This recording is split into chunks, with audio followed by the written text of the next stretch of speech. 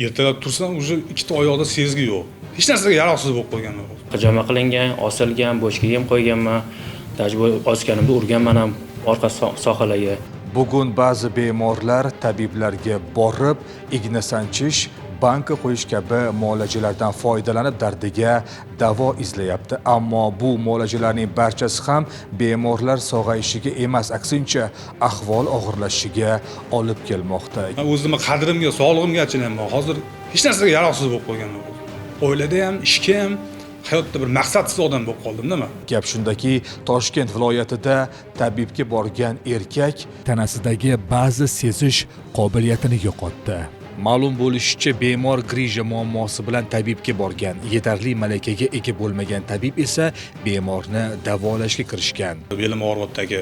O'shanga siz eshitib keldim, nechini qilar ekansiz dedi. Belimni ushlab ko'rdi. Aka dedi, 4-5 mm grijangiz bor ekan dedi. Shamollashingiz ham bor dedi. Oyog'imni ostida mushtumlab belimga 5-6 marta urdi. Sizdan nerv qisib qo'ygan dedi. 3 kun qatnaysiz, xudo xolasa yaxshi bo'ladi dedi. 5:30larda uyga yetib bordim-da, dam oldim. Soat 9da turib hojatga boraman, hojatga chiqa olmayapman.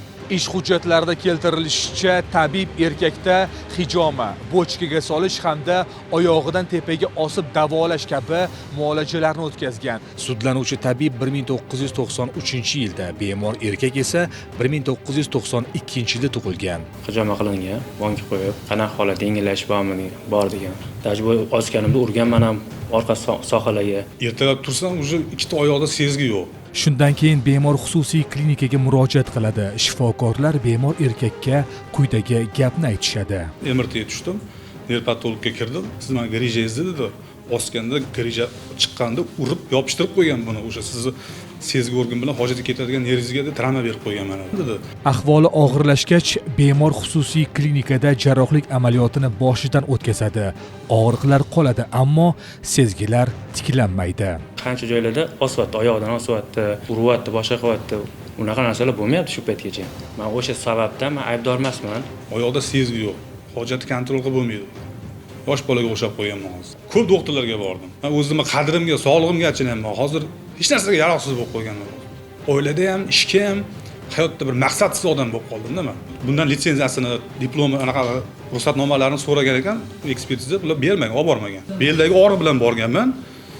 O'sha buni litsenziyasidan keyin o'sha Kauda-Equina sindromi degan kasallik ekan bu nomi, doполнительный qo'shilib ketdi bulardan keyin. Qonun doirasida iloji boricha adolatli qaror chiqarib berib, meni sog'lig'imni joyiga qo'yib bersin bola bu.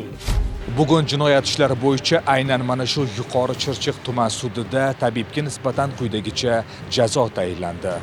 Sud hukm qildi.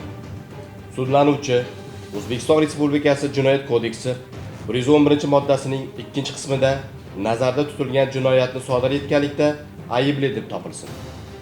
Va shu modda bilan ish haqining 20% davlat daromadi hisobiga ushlab qolgan holda 3 yil muddatga axloq tuzatish ishlari jazosi tayinlansin.